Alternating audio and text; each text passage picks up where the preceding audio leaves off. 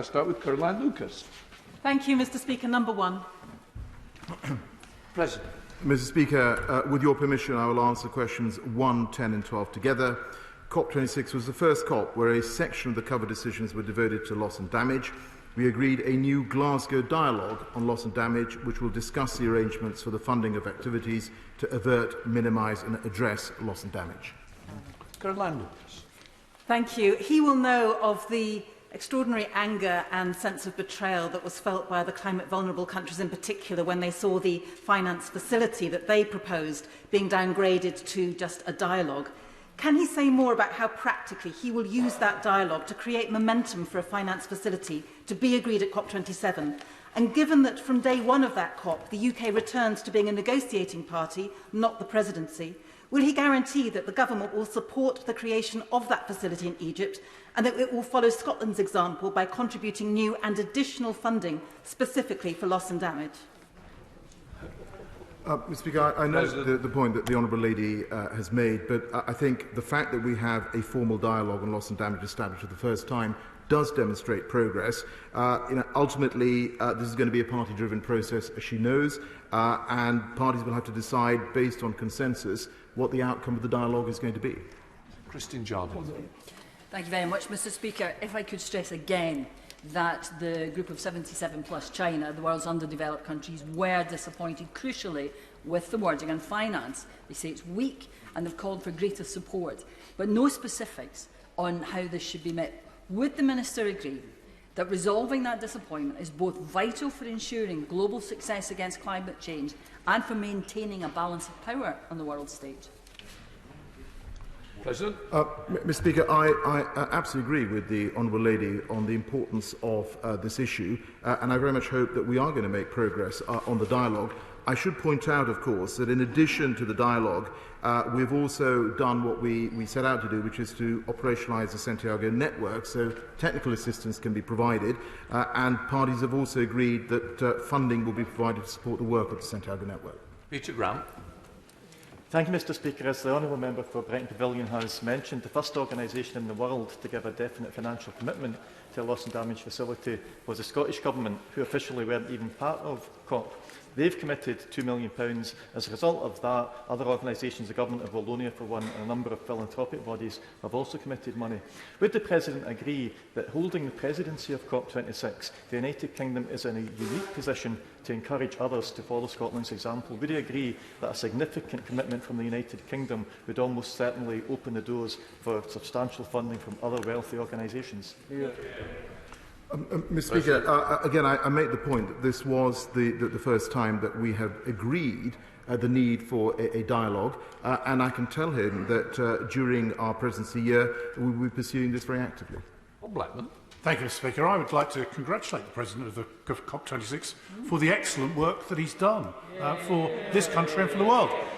Can he also inform the House what discussions he's had with the Treasury about what aspects we can do as United Kingdom government to help those countries that are threatened? President. Mr. Speaker, I'll ignore that additional comment.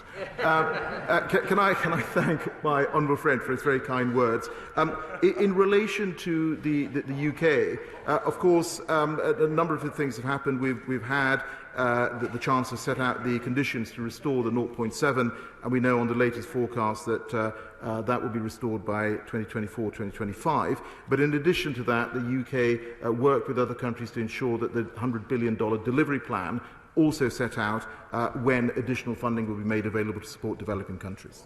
Minister Matthew Pennington. Thank you, Mr. Speaker. Whether it's progress in relation to a dedicated loss and damage funding facility, efforts to raise ambition when it comes to national climate commitments, or delivering on climate finance and adaptation pledges, implementing the Glasgow Agreement will require that the work of our COP presidency not only be sustained but enhanced over the next 11 months.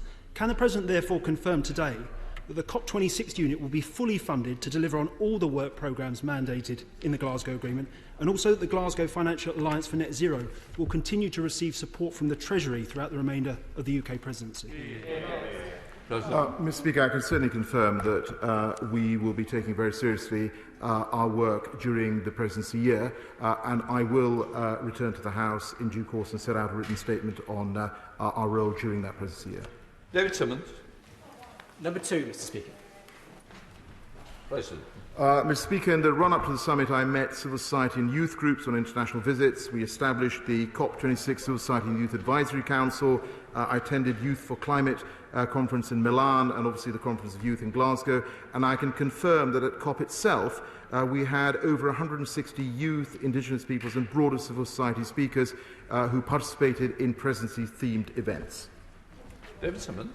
Thank you, Mr. Speaker. Does my right honourable friend agree with me that it's an important feature of this COP event that so many young people's voices were able to be heard, in particular through digital methods, like the children of West Lodge Primary School in my constituency who told me on Monday how much they valued their opportunity to participate directly?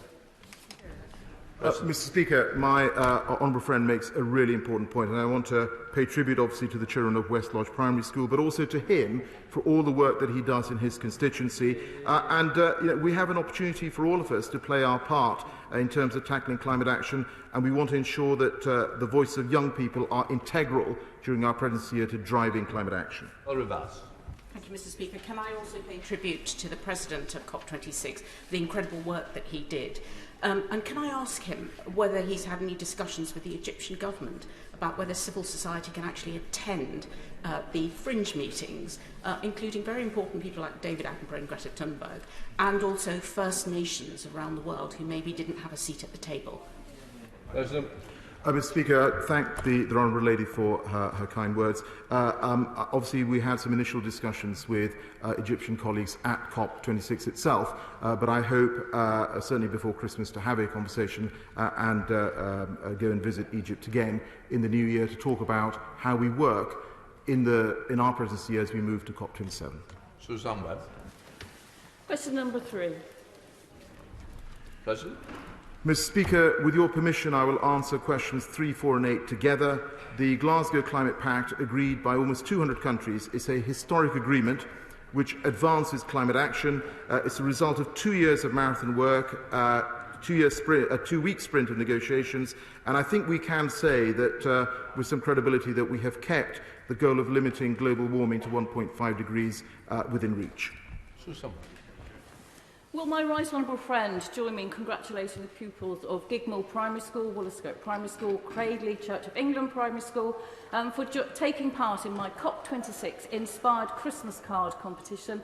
There was some magnificent results. It was all about the environment and very green. It's also about recycling, because one of them actually used a potato head to use as a print to make a reindeer Christmas card.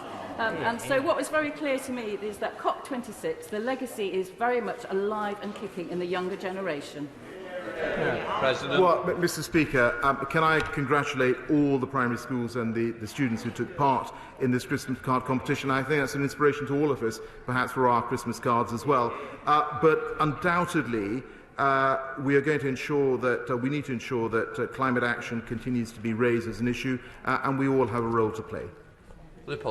Congratulate the President of COP26 for his personal dedication, hard work and commitment at the Glasgow summit. Can he confirm to the House that as a result of the summit, for the first time ever, over 90% of the world's GDP and around 90% of global emissions are now covered for the first time by net emissions targets, and that all 197 countries have pledged to revisit and strengthen these targets by the time of COP27 next year? President. Mr. Speaker, my thanks again to my honourable friend for his kind words. He's absolutely right. When we took on the COP presidency, less than 30% of the global economy was covered by a net zero target. We're now at 90%. And yes, all countries have agreed to look again at their 2030 emission reduction targets and come back on those by the end of 2022 to ensure they're aligned with the Paris temperature goals. Paul Blomfield.